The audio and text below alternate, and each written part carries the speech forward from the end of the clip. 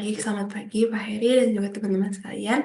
Kenalkan, kami dari kelompok AI akan mempresentasikan hasil pekerjaan kami terkait dengan mata kuliah kecerdasan buatan. Sini dengan topik kami yaitu bahasa isyarat, khususnya di kafe. Nah, di sini ada personilnya, yaitu Dean, Shekina, dan saya sendiri, Grace. Terus ada Ahmad Habil dan juga Stephen Nicholas.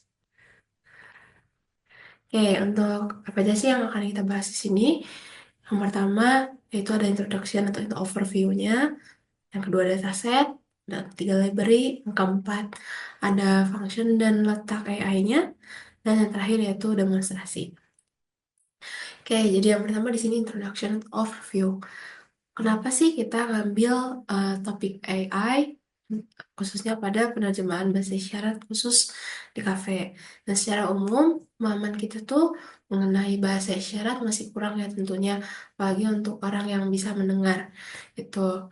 Nah, maka dari itu kami bisa setidaknya kami membuat sebuah prototipe atau sistem sederhana yang bisa interpretasi eh, bahasa isyarat ini sehingga baik dari pembeli dan juga kasir ataupun penjual dapat berkomunikasi gitu melalui perantara kami yaitu bahasa isyarat ini yang khususnya di kafe, entah itu dalam bentuknya pemesanan, menu atau misalnya jual beli dan atau interaksi sederhana dan segala macam. Nah, di bagian dataset ini, dataset yang kita buat untuk model AI ini tuh dari personil kelompok ini sendiri. Yang pertama ada saya, terus ada Grace, ada Stephen Nicholas, dan Muhammad Abil.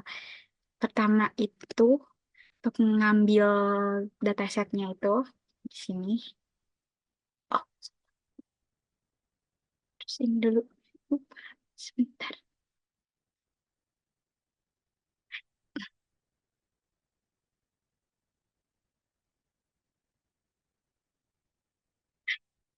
Di sini paling untuk kayak buat video gitu. Nanti dari video udah di tag di sini, hasilnya bakal di eh, kayak per frame gitu buat ngedetect landmark dari jari atau tangan kita. Untuk per frame-nya di sini. Nah, misal ini untuk dataset yang cukup. Ini untuk per frame-nya dari video yang kita ambil tadi.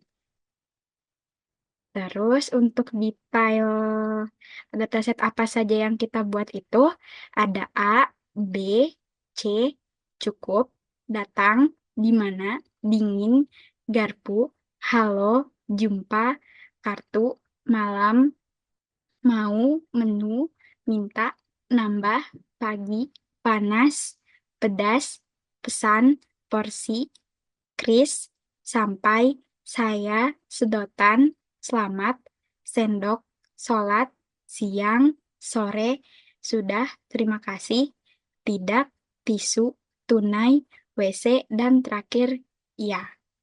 Oke, baik. Untuk selanjutnya itu bagian library.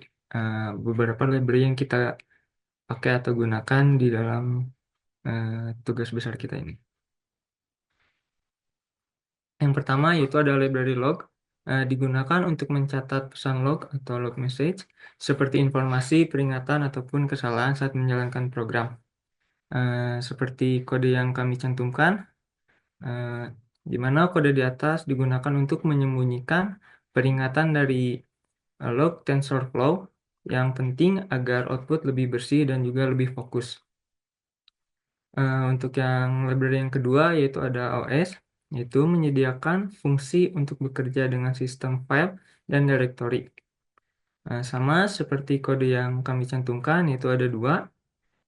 Untuk kode yang di atas yaitu untuk memverifikasi bahwa directory untuk setiap label tersedia sebelum memproses data gambar di dalamnya. Dan untuk kode yang di bawah yaitu untuk memuat semua gambar dari directory label untuk diproses lebih lanjut. Selanjutnya yaitu ada library OpenCV Python. OpenCV untuk pengolahan gambar dan video. OpenCV juga mendukung berbagai fungsi untuk menganalisis gambar dan juga visualisasi. Eh, untuk gambar yang kami cantumkan, eh, OpenCV yaitu kode untuk kode yang kami cantumkan itu memastikan gambar tersedia dan dapat digunakan untuk pengolahan lebih lanjut.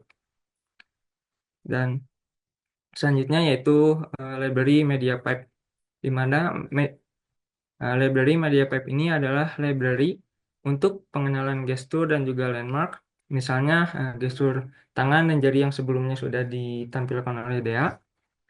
Library ini juga berfokus pada real-time hand tracking dan lain-lain. Untuk kode yang kami cantumkan, yaitu ada 3 line, di mana kode tersebut yaitu untuk mempersiapkan alat dan konfigurasi untuk mendeteksi serta menggambar landmark tangan. Oke, selanjutnya.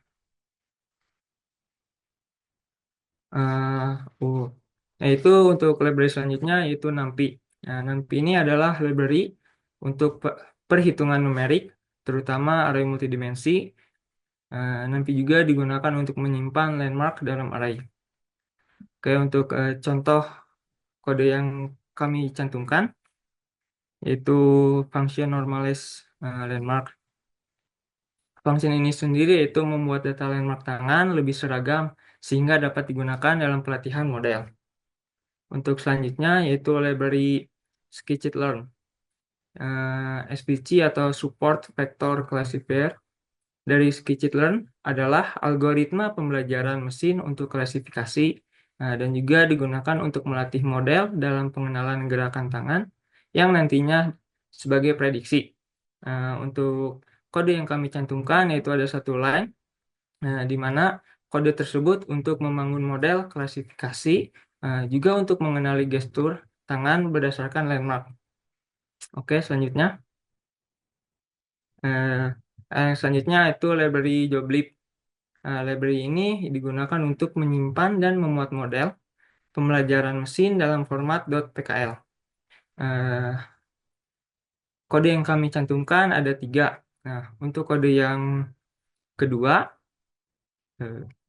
kode tersebut yaitu untuk menyimpan model agar bisa digunakan kembali tanpa perlu pelatihan ulang, yaitu ada pada joblib.dam itu.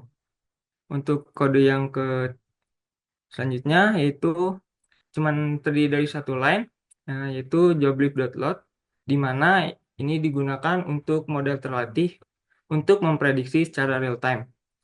Dan yang terakhir yaitu ada library time, di mana library ini merupakan bawaan Python untuk bekerja dengan waktu dan digunakan untuk mengatur durasi tampilan prediksi hasil gestur. Untuk kode yang kami cantumkan secara keseluruhan yaitu untuk mengatur interval tampilan prediksi agar lebih stabil dan tidak terlalu cepat berubah.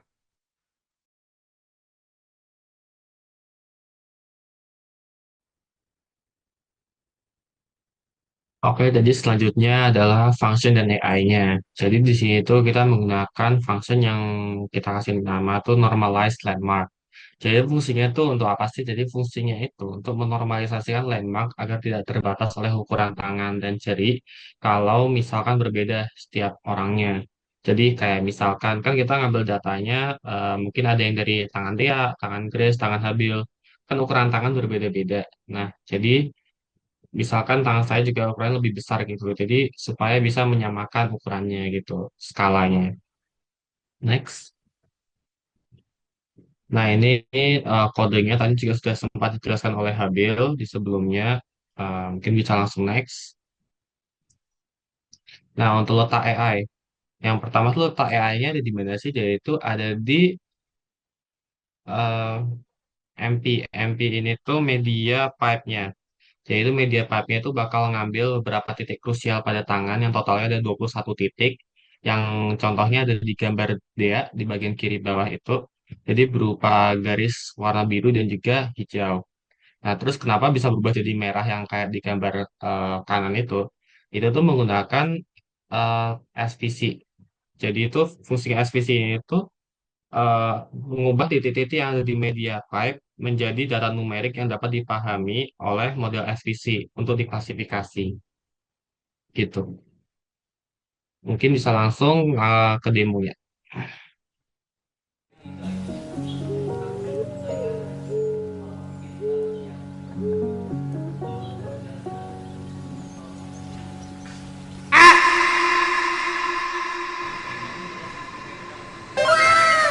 Aku punya ini.